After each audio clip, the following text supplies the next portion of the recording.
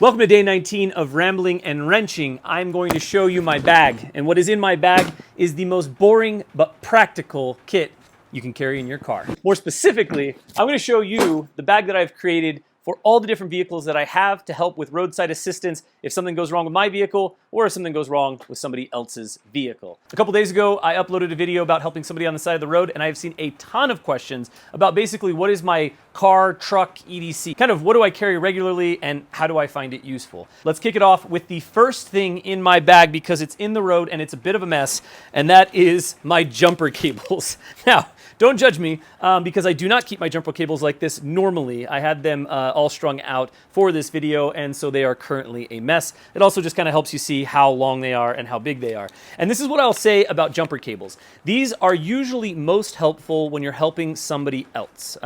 Usually for your own vehicle, you probably have a good idea of the battery health of your vehicle, and if not, I've got a little something in the kit for that specifically. So when you're thinking about being able to jump your vehicle or somebody else's vehicle, you want to make sure that you get a jumper cable that is really long and that is nice and thick, so it'll carry a good current and make a good connection. And the reason that you want it to be long is it's not always easy to get battery to battery when you're trying to get a jump from somebody else. So this allows people to park however they need to park and then be able to still hook up to your car. So jumper cables are the number one thing that I find useful in my little bag of tricks. And I should mention, I've replicated this bag in all three of the vehicles that I have in my family because I don't want to move the bag around and I want to make sure I've got the tools that I need when I need them. Now, as I mentioned, for your own battery, I also keep in all of my bags a little jumper pack. This one is an Asperk's. I think I actually got this at Home Depot. I don't know anything about the brand except for this little thing stays really well in charge. It's got a flashlight on it and it's super useful. And I've jumped V8s with it, so it will jump a bigger vehicle or an 8-cylinder vehicle. It will jump a bigger vehicle, which is a big thing that I would recommend, especially if you want to be able to give somebody a hand out there. It's good to be able to do as many types of vehicles as you can with the jumper pack that you get. But like I said, I find this most useful for my own vehicles. I've had a couple instances where maybe I've slept out in my car or I've went into a concert or whatever for a long period of time. Maybe I forgot my lights were on. And so I come back, battery's kind of dead. I'm able to use this thing, give it a quick jump, and get back on the road. And I really like that because it keeps you kind of self-sufficient. The jumper cables, and even this, can be useful if you're looking to help somebody else on the road. Most modern vehicles are honestly just not that easy to work on the side of the road. It's just a fact. They've got a lot of computers, they got a lot of parts, things are kind of hard to get to. So outside of a dead battery, the other thing that is really common for kind of a roadside repair need is a flat tire. And on any of your vehicles, you should have a spare. It doesn't have to be a full-size spare. Donuts can work really good in a pinch just to get you to the tire shop to get your tire repaired, but it can save you a ton of headache if you at least have something that you can replace a flat tire with. Now, that being said, if you're in a position where maybe you don't have a spare or you can't get a spare, or you're pulling over to help somebody else who doesn't have a spare, a can of Fix-A-Flat is super useful. Now, I used to travel around with a little pump, and I found that the pump could be useful for myself if I, had kind of a low tire or whatever it may be. But I found that for myself and to help other people, if somebody has a flat, the pump's probably not going to do it much good. Usually a flat is a flat. And if it's not a full blowout, the Fix-A-Flat actually works pretty dang good. So not only does this seal up the hole in the tire, again, just enough to maybe limp off the side of the road or get to the closest service station, but it also fills the tire up, which is pretty cool. So can of Fix-A-Flat is the other thing that I find in my kit. And then of course, speaking of tires, the other thing that I have is a nice big-sized jack. Now, this is nice and low profile, but will jack up to a really high height, so this will help with most vehicles out there. I have changed a couple tires where this wasn't enough, and usually on the side of the road you can find a rock or a stump or something like that to put above or below the jack, just enough to be able to change the tire real quick. So this is just a Husky jack. Again, I think I got this from Home Depot. This kit in particular, I think I built kind of while I was on the road after I'd bought a new vehicle, so you're gonna see a couple things in here from Home Depot. So a good jack is a great one, and that's just a twist jack. I've got the handles down in here. Now, along with the jack, the other thing that is really cool, I opened this up, so it's a bit of a mess already, but the other thing that is really cool that, again, I got from Home Depot, which is pretty cool, is this Husky tire iron set. Now, this set is really neat because it has a bunch of different lug nut sizes in these flippable sockets, which is pretty neat. So you have this socket and then this socket. This is actually 4 sockets, which is pretty cool.